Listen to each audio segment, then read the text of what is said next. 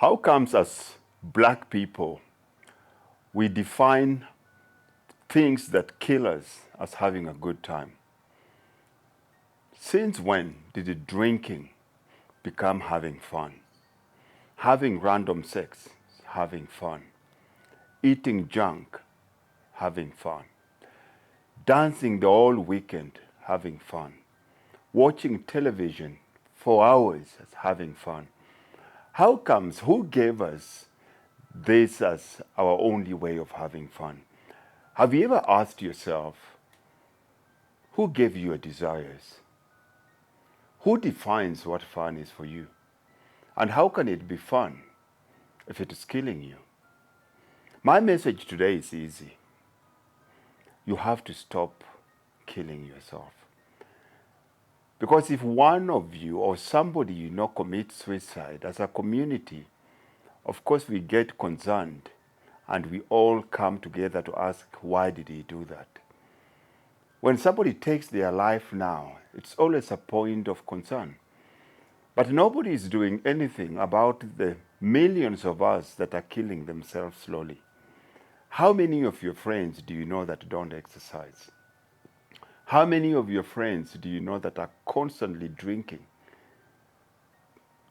They are using that bottle to kill themselves. How many of you know their friends that are constantly smoking? How many of you that know people in your circle of influence that are constantly sleeping around? How many do you know that are doing drugs? There's no difference between somebody that kills himself now and somebody that kills himself slowly. There has to be something wrong, something that justifies us thinking that that freedom means doing something that kills you. We can't go on living our lives where you say, I'm free to do as I wish, when freedom means that you're killing yourself. When freedom means that you are doing things that are taking your people behind. We have to look at who is it that is defining what freedom is. Who is defined what desire is? Then it brings us to the power of definition, because of course whoever defines things in your life has the power over you. Who defines what heaven is? Who defines what success is? Who defines what is right? Who defines what manhood is? Who defines what womanhood is? Who defines what a marriage is? Who defines relationships? Because if we don't define this thing and we fall into other people's definitions, these things turn against us. The more we indulge in these things, the more we embrace them, and the more we start living the definition of these foreign words, we implanting a foreign spirit into ourselves. One thing that we have to focus on is the power of words. Words is just not a medium of communication. Words have economic, social, political, and spiritual meaning. Because what you tell yourself, the words that you use, they invoke the spirit in you. So when you say, I'm free, and I'm free to do as I wish, and to do as you wish means you have to cheat on your partner.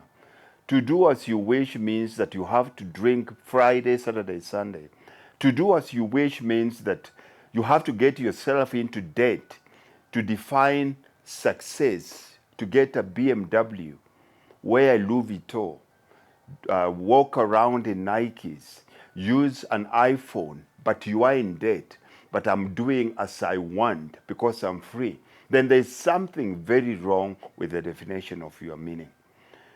You cannot be right and be unhappy. If what you're doing is not serving you, then something is wrong. Now, one of the things that we've been given, as we're the only species in nature that have been given the power of introspection.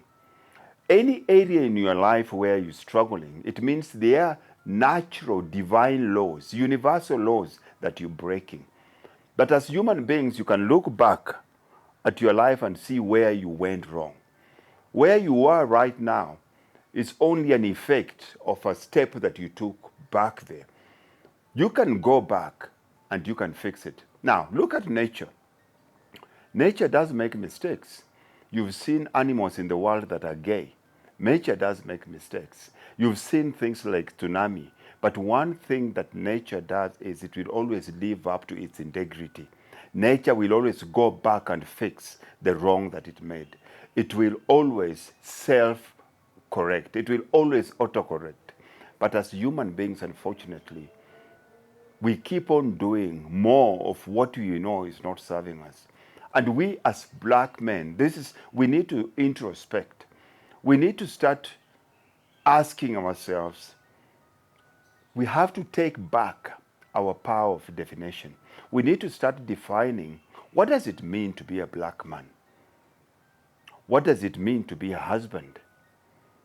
What does it mean to be a father?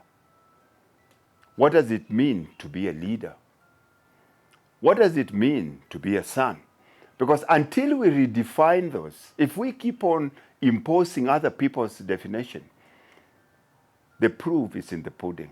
Where we are now as a race, chances are we'll get extinct. You know, we had big species on this earth like the dinosaurs. They all got extinct.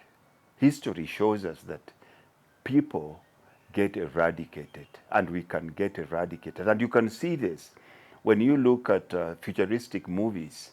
You can see this, that we don't have, apart from the Weekender movie alone, you don't see any black people in the future that are portrayed in these Hollywood movies. And that is a message that we are being told. If we keep on the trajectory we own now, if we don't introspect, if we don't put a stop to the way we're living and doing things, and if we don't start asking ourselves the right questions, there's a big possibility in a world that is running out of resources, other people will want what we have. But are we in a position to defend ourselves? Can we? If America decides to bomb South Africa now, can we defend it? Is there any other African country that can rally together to defend South Africa? Can South Africa rally around to defend Zimbabwe? We're not in a position to defend ourselves. So as black people, I need us to ask ourselves this question. Traditionally, a woman's importance was in total proportion to the husband she is married. She became important by influence. If you married an important man or a rich person, by association you became rich and you became important. But you as a woman, to get that right, you had to dump yourself down. If you're a clever woman, you had to talk at the level of your husband, which means you had to spend a lot of your time as a woman to make yourself beautiful. You work more on the external at the extent of your mind. And that is what we're doing as black men. We're numbing ourselves down. We dump ourselves down so that we can be accepted with other people, so that they can protect us. Now we have to stop that. We need to change our education system purely based on the needs of our people. Our people need food. Our people need to love themselves. Our people need a new sense of religion in terms of which kind of God do we serve. And our people need to learn to come up with things on how we're going to survive going forward. Our education must be based entirely on the survival of the race. Our manhood as men, as a man, it must be defined in alignment with the needs of the community. You cannot be a man if you cannot protect your community. You cannot be a man if you're not ready to fight for your community. You cannot be a man if you're not ready to go out there and acquire wealth for the wellness of the people. We need to relook at the definition of what it means to be a successful black man. The one we're serving now is not serving us. The more successful we become, the more we turn against our people, and the more powerful the other people become.